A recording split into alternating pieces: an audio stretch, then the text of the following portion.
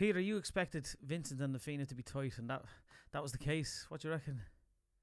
Absolutely. It turned out as I expected, but Vincent's got an awful scare. 2-17, 2-15. A minute ago, or in extra injury time, Nafina had a chance maybe to equalise. Yeah. So I think Nafina are an up and coming team. They showed that on Saturday. It's up to them now to move on. Yeah, that's what I felt all along. I felt they've been coming, and they've got one or two lads in there now as well. Caffrey and Deegan are young lads, and they're significant. And it's a lot of centre forwards. Name evades me now. Was playing Dublin minor. They're serious players. McHugh in there already. Glenn O'Reilly ran riot in the first half. So I mean, it was sort of as close as I thought it would be. Being honest, I suppose, I mean, what did you think? Maybe in the end was the difference like? Well, obviously the Mossy Quinn and the Varley show for Vincent's, a huge score between them, and I think maybe Nafina would learn a lot from playing against these quality players. I think the next time they play, they might change tact with their defensive structure. I know, Peter. Last week you were saying they were too defensive. Yeah, I did say that. I noticed Mick Deegan on the sideline there, so maybe has an input into the way they're playing attacking football. But to concede 2-17, I think they couldn't be happy with that. But no, to run Vincent's close was a great fillip for all the young lads. Yeah, and I would have felt that McElwee's kind of philosophy, what he brought, was maybe necessary to just tighten things up last year. But I mean, Sam Connell, if he said it once, he said it 5 times on Saturday, and I wouldn't argue with him. Said like there's a lot of grass in front of Varley and Quinn, and like end of Varley. I'll put it to you like this, with one eye or 1.5 eyes on May 13th, I'd rather see him in a blue and white jersey than a green and red one. I mean, there was one or two of those balls. It wasn't just that he scored. There was one like Niall McGovern. He'd probably be a starting defender on probably 3/4 of the county teams in Ireland. And there was one ball there in the first half. He had him.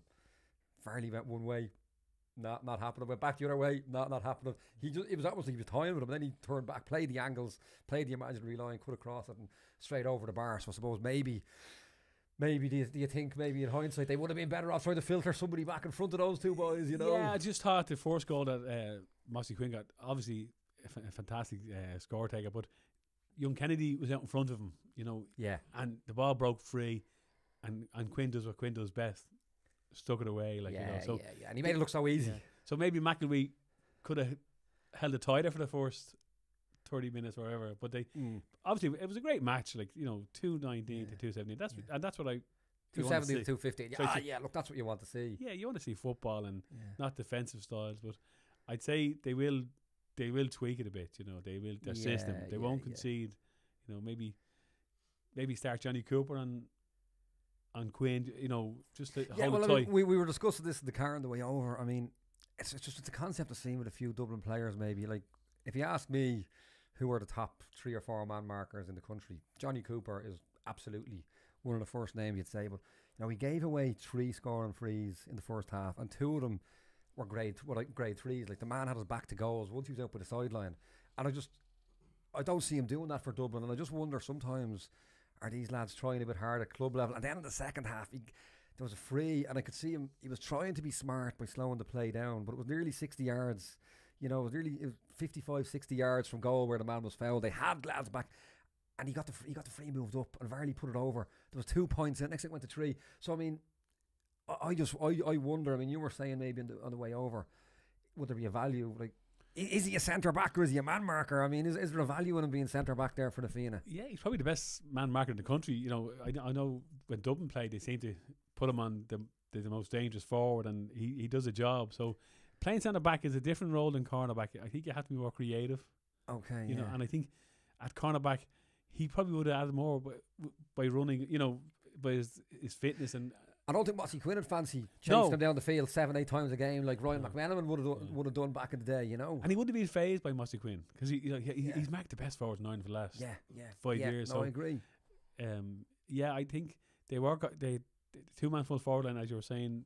There was a huge amount of space in front of them in the Varley, and Mossy Quinn made hay. And it's when you concede that kind of scores, it's hard to get the scores back in the forward because it's too big a score to chase all the time. Yeah. If you keep it tight, you're always in with a shout. Yeah, and I mean, if you look at it there, like Owen Merchant, I think you're looking at a guy there.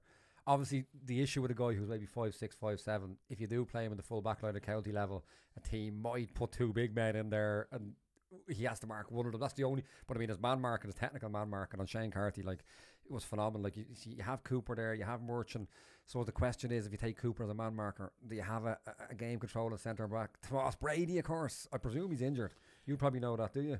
Yeah, he hasn't played the hardest so far this year, but he was talked out on Saturday.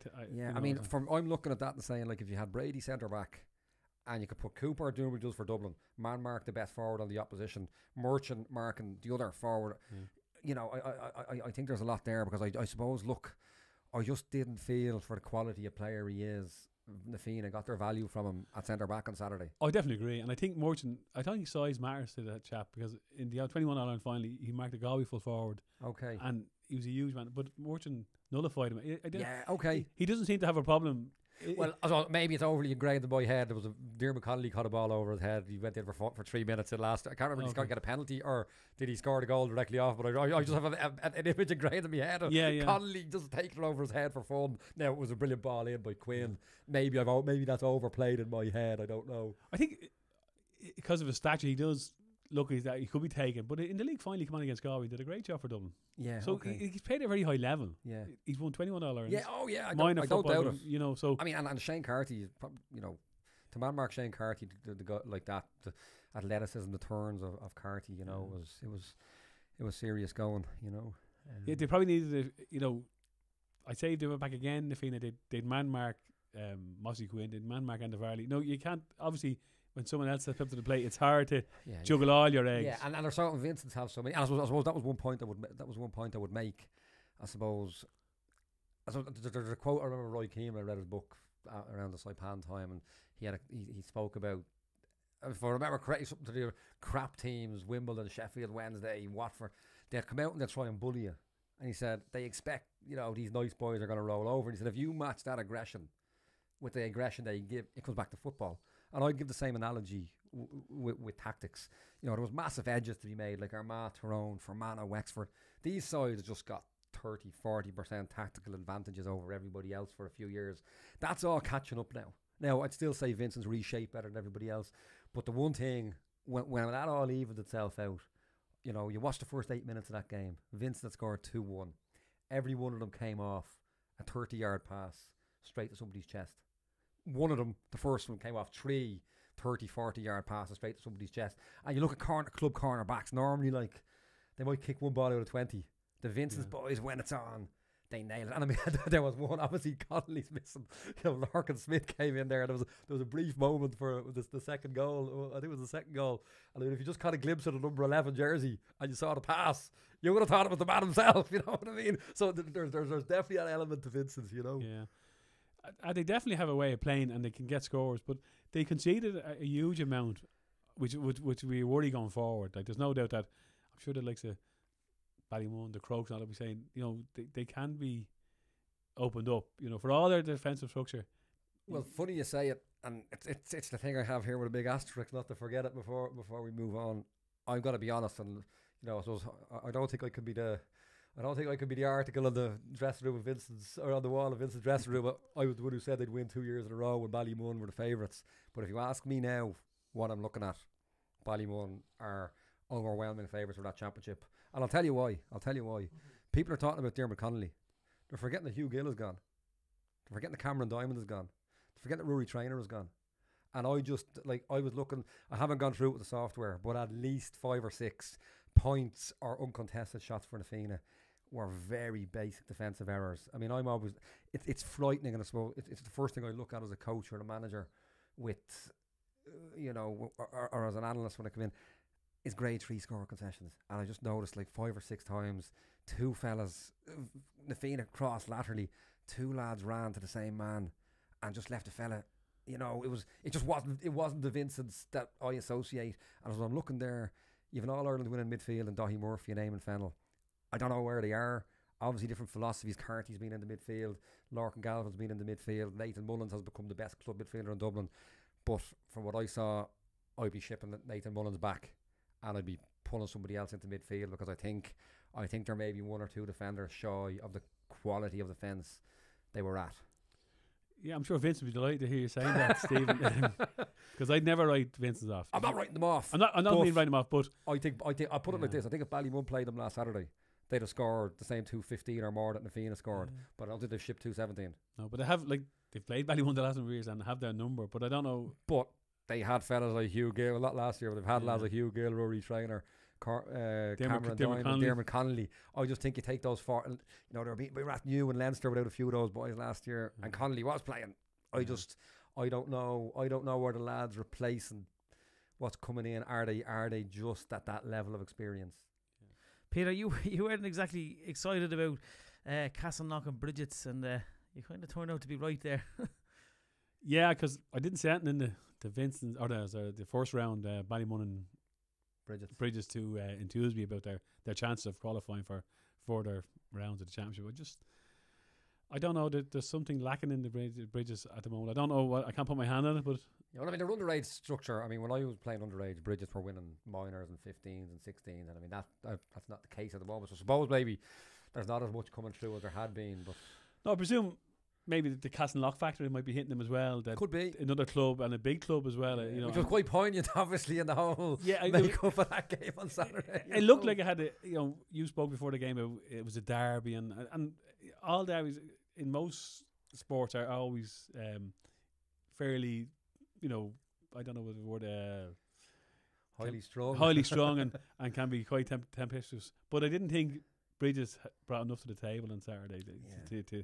They didn't even trouble Castleknock at any stage. You know? In the end, they didn't. The one point it would make, and it's I know when you've lost 116 to 7 points, it's sort of hard to justify that it wasn't as bad as it looked. The one thing I will say, I think maybe it came 15 minutes earlier than I'd expected, because Castleknock ate them in the first 10 minutes of the second half.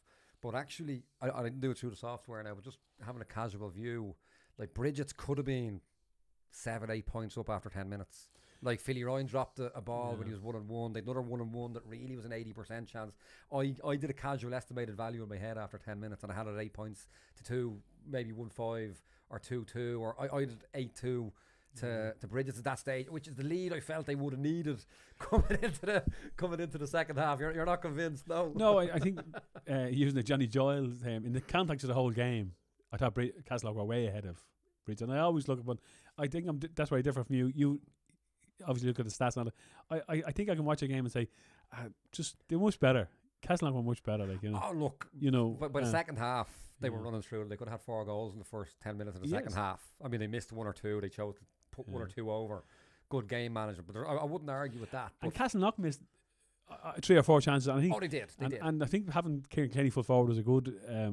It was a great. He scored 1-4, 1-5, and 1-4 from play. I think. Yeah. To have someone like that finisher, it must be. It's when you're on top of the game and you have a finisher, that's all you want. It doesn't have to.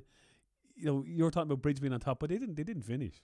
No, they didn't, but they did create the chances early on. And we have to bear in mind, now obviously Seamus O'Carroll was missing for Castleknock, but we have to bear in mind Paddy Andrews wasn't there, and you kind of felt if he was on the end of 1 or 2 of those chances early on, it could. And in fairness, Philly Ryan is normally lethal. It just didn't happen. And I suppose Tom Quinn, I sing Tom Quinn's praises. I'd say you'd have nightmares about the man in advance of being man marked if you knew what was coming. Just nothing went right for Philly on the day, and he, in fairness, he's a top quality forward. 9 times out of 10 he wouldn't have dropped that ball. 19 times out of 20. I just felt, look, I think in the way it ran out, Castleknock were going to beat them no matter what happened. But I felt 1-8 to 4 points at half time. My expected value had it at a draw game at half time. Oh, I don't think that. Must be looking at a different game, Stephen, than I was looking at, I couldn't see that, to be honest with you. Okay. No, because I just thought the corner forward from Castleknock, the Westmead boy, Daniels. Yeah, like he was running through them like knife through butter, and he like they were peppering the Bridges goal. Like you're saying, Bridges could have scored. Well, they had 2 clear goal chances in the first 10 minutes, and they dropped one and they put the other right at the keeper. Say a reasonable score for Bridges at half time 2-6, but I would have put down Castleknock for 3-10. Okay. So I would have in the second half. Early in the second half, I'd agree with you. I know they were getting blocked on the goal line, and the Bridges keeper was probably the man of the match in the first half. Yeah. I suppose, again, look, my attitude, the way I look at it is, if a keeper makes a great save, I count that as an expected value of 1.8, which is, you know, you've 1.8 out of 3 chance of scoring. If a fella blocks it, if a defender blocks it, my attitude is you never actually created the chance because the defence still stopped it. We're getting into very subtle, analytical, pedantic detail. All I'm saying, I felt Castleknock's chances in the first half, they chose not to shoot or they were blocked down. Like, did the keeper save it in the first half? He made did he? Two saves, yeah. Okay, yeah, fair enough. Yeah, fair enough. he definitely blocked 2 or 3, saved 2 or fair 3. enough. Yeah, Okay. And then Kilkenny scored like that. And I think once I just thought when the goal went in, you could sense that that's game over. Yeah. Which is an awful pity in the first half. You know, 184 points isn't a huge lead, but I couldn't see Bridges coming back. You know? Yeah, and I suppose I thought Bridges made one tactical error, and Jude's I felt made the exact same tactical error in 2016. I only watched the game last night. I was in O'Toole Park on Saturday, but they brought on Colin Lynch at half time. Now I'm a big fan of him, and I gather he's very liked in Bridges, and there's everything to like about him. He's a very honest, diligent player, and he's a very good player. But when you're playing, I suppose something I'm very conscious of when I analyse, especially when you're playing a Ballymun or a Castleknock, lads are the hip to shoulder ratio. There's a reason why all the cross country runners are whippets. They can cover ground, and I just think when you're playing Castleknock, you need to keep at least 7 kind of cross country runner type fellas there, or you're just going to get overrun. And now I stand corrected if I'm wrong here. I don't think Lynch started. I saw him early in the second half, and I thought, is that the right man to be putting into your middle third against Castleknock? Any other team, absolutely. But you know, when Jude did this a few years ago, Tom Lahiff wasn't having a great game. But like, I was looking, Castleknock are starting to overrun them.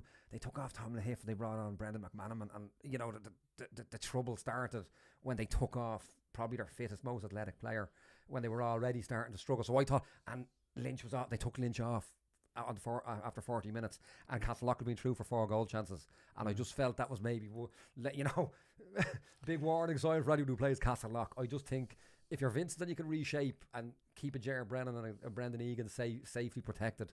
But in all their circumstances, I think you've got to have at least 7 long distance runners in your middle third against Castleknock. Like, I think when you're struggling like Bridges were in the game, changes are kind of on the hoof, and you bring on, who will I bring on? It's not as well thought out as you do after the game. You say, I should have brought this fella. Yeah, so yeah, when you're being like, as I say, I don't want to repeat myself, but I thought Castleknock were much better than Bridges. Yeah, you know? And so I think the Bridges, I think Castleknock would have counteracted them, and they had good players to bring in too as well. Castleknock, they brought on John Kinlan, who was a double minor. absolutely. Oh yeah, absolutely. 2 points, huge pace about them. You know, Yeah. you know they had better subs as well. Yeah. Steve, you reckon Castleknock is in for a serious chance for the championship this year? Yeah, I think if you ask me now, I'd say Ballymun 1, Vincent's 2, and Castleknock a very close 3. And I'll tell you why I say that. When you look at the context of club football, and you know, I think you've got to have at least 2 top class forwards, and ideally 3 that, you know, could probably be in a Division 3 county team, maybe even a Division 2 county team. And you look at Ballybowden, they've 2 Bascals and Madden. You look at Vincent's, take your pick, they've 4 or 5 of them. You know, you look at Ballymun, Foreman, Small, Rock. When Castleknock got to the semi-final, really the only out-and-out scoring forward they had was Kieran Kilkenny, and he spent half the time at midfield, which I wouldn't have argued with. He game controlled so well there. They got to the final. Sorry, they got to the, did I say semi-final? So, yeah, sorry, yeah, got to yeah. the final. They won semi-final. Sorry, yeah. Yeah, and they ran Vincent's very close. But I would have felt when they faced a blanket defence back then, they were quite blunt. They had to run teams down, whereas you bring McDaniels in there, like you went by quality cornerbacks there for fun, and Seamus O'Carroll wasn't playing. That's a Westmeath and a Limerick forward, and a Kieran Kilkenny. What I reiterate, I sound like an old record, probably the best forward in the country. And I just think Castleknock, I'll say it now, I think they're going to run Ballymun close in that last game. And I think if they can avoid Ballymun till the final, and maybe somebody else take Ballymun for them, I'll tell you something. They're and with all due respect to Ballybowden and Crokes, who you absolutely can't write off, I think Castleknock are right there. Lads, Plunkets have lost 2 out of 2. Do you reckon they're still in there with a good chance? Yeah, it's a great group.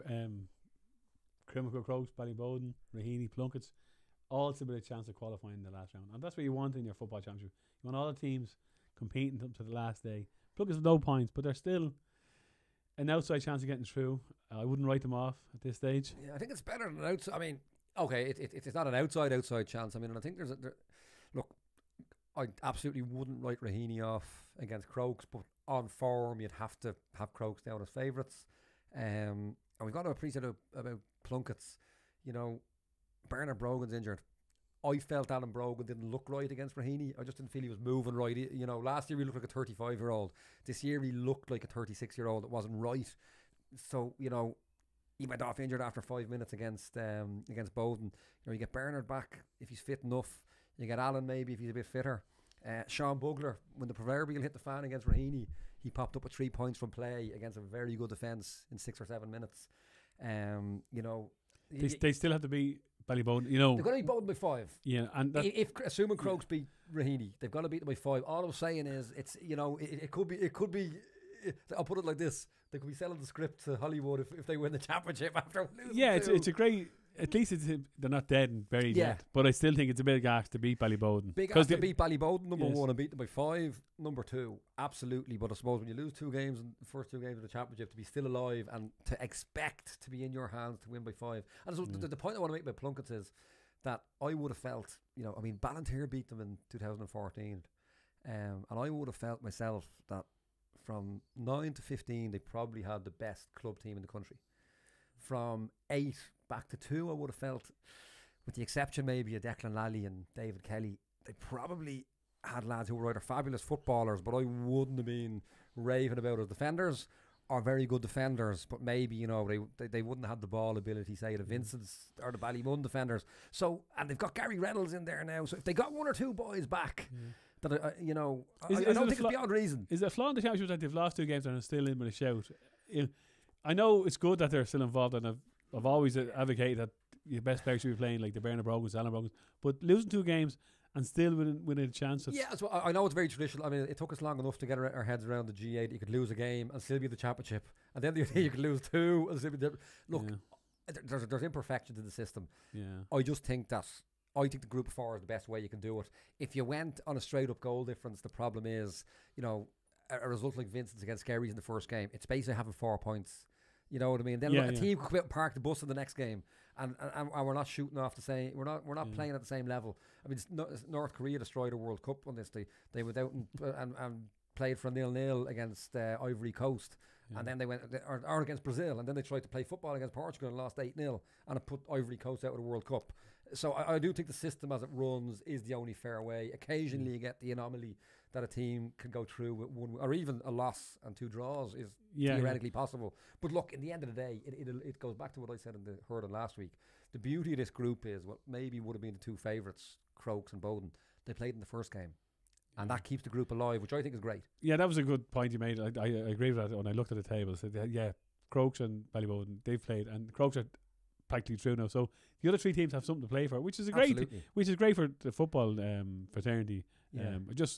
I worry that if you lose 2 games and then win a championship, you know, it was always a knockout competition in my eyes. Oh, and I remember being in the dressing room with Joe Morris, kind of openly looking down his nose on the idea. He called it real championship when you got to the knockout stages. Yeah, you know, we'd won the group. That was a real championship. So that's probably ingrained in your mentality, is it? Yeah. Well, look at that's how you won your championships. Yeah, but looking at the group, it's still alive, which is great for double football. Yeah. And I just think Plunkett's, you know, I mean, if they got any one of Paul Brogan, Craig Dunleavy, or Conor Walsh back, you know, I don't, you know, maybe David Kelly back there as well. I just think they got 2 of those 4 back. Never mind all 4.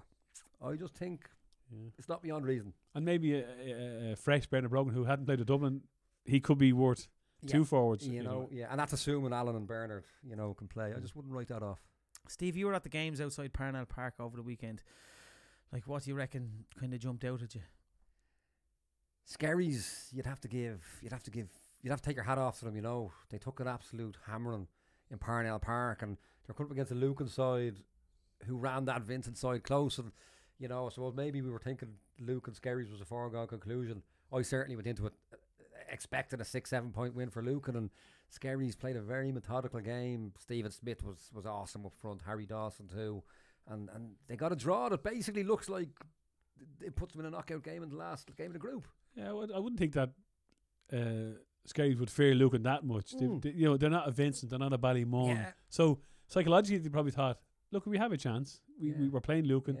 So it's easier to play a non, say, for want of a better word, heralded team. Than and they're two very methodical sides. They play very similar kind of pick and poke game, and they matched them at it.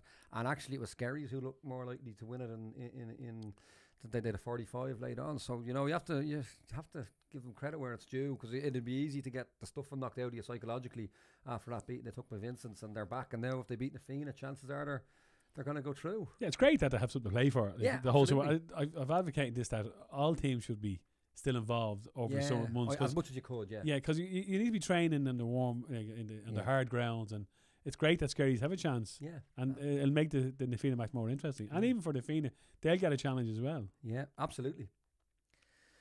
Steve, you were impressed as always with Jude's, yeah. Same again, I suppose. We all expected Jude's would beat Parnell's, and Parnell's made a good show of it in the first 15-20. But I suppose there's a point I want to make about Jude's, and I think it's understated, and I wrote it in the article, and I suppose it's a topic that's quite close to my heart since January. Like, people talk about their defensive team. Jude's aren't a defensive team. They're defensively efficient. And I mean, you look at Vincent and the Fina, and again, huge regard for Vincent, and you won't hear me giving out about 15 men behind the ball if it's the right tactical time to do it. I wouldn't do it in general, because you limit your counter-attacking opportunities. I'm a big 13-2 at the very least philosophy, typically, 12-3. But, Vincent's had 15 men behind the ball late in the game against Nafina. Jude's, when there was a stop in the game, they still left 3 or 4 guys north of the ball. So they just defend exceptionally efficiently. You never get 2 guys following the same man and leaving somebody free. And I know, look, it was Parnell's who were Division 3 side. But they the danger man up a full forward. Duffy, I think. I just thought, you can only beat what's put in front of you. I just thought Jude's they played very efficiently. Well, over the last number of years, Jude's have been contenders. They haven't been. They're not outside of any stretch of the imagination. And you're talking about Jude's being rated as a defensive team. Like, if you have a reputation for getting up early, you can stay in bed all day. So it's very hard to shed. Yeah, absolutely. A reputation of being defensive. I would have thought they were defensive. Because they set up, and I don't know. As I said, it's hard to define a team, and I know what you're saying, that you obviously looked at the stats and their setup, and that they'd go 13, say 2 or 12-3. I would consider them a defensive team. Yeah, I just, again, as I say, it's a topic very close to my heart. I mean, if you're to measure defensive, what is it? To me, it's how many men do you systematically set up behind the ball if you have the chance to get them back. And for me, Jude's are one of the lesser defensive, whatever that really, whatever way you can gauge that. I think you leave 3-4 up front. They just defend well. And the other thing as well, contrary to 2016, they've kind of gone through the Jimmy McGuinness Donegal evolution, where they're not just dropping off anymore. They're pressing aggressively. So I'm sorry, as I say it, I said 1, 2, 3 earlier. I didn't mention Jude. I think Jude. Sorry, that was a complete elderly moment. I would say Jude are in there as the joint second favourite. Yeah, well. and they ran Vincent's close last year until I think the number man sent off. Yeah, it was level with, stages. So they're not. The tactician of me is still traumatised that I missed that last 20. They're not also rans by any stretch of the No, absolutely not. No. Steve, what do you make of Sylvester's? It was probably the game of the championship so far. I mean, I thought I'd drawn the short straw when I got sent out to O'Toole Park with Ballantyre. Sylvester's was great. I suppose there was one thing, like they were mad to go man on man, but I'd say Nicky Devereaux and David Devereaux were looking around for Santa Claus, because whenever they won a kick out, they were throwing goals in the first half.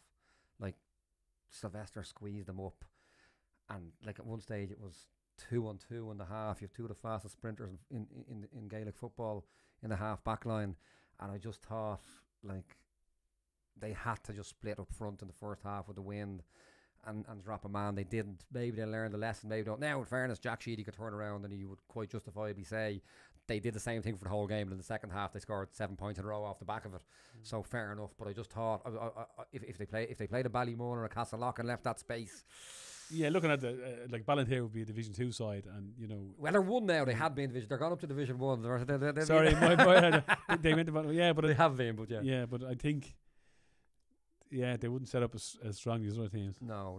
Look, it was a great game, and and they were unfortunate. Nicky Devereaux went off injured just before half time. Was a big loss. But credit to Sylvester's, like they were 7 points down, came back. Michal McCarthy gave an absolute exhibition. It was just all round performance. But I'm saying that, I think it would be difficult to see on current form, and even bearing in mind Gary Sweeney could potentially come back in there. He's working abroad at the moment. It'd be difficult to see him, for me, beating one of the top teams that comes out of the other 4 groups in the quarters at the moment. Steve, club season's out. May 13th is only around the corner. Are you looking forward to it? Yeah, can't wait. I suppose all my years of football, I suppose it's probably as exciting a day to come. Over in Castlebar. So look, I'm looking forward to it. And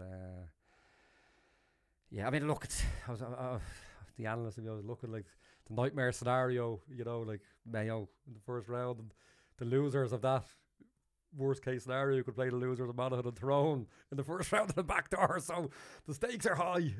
But I suppose at the end of the day, as flawed maybe as the championship structure is, I suppose it's just tickets are like gold dust. They're gone already.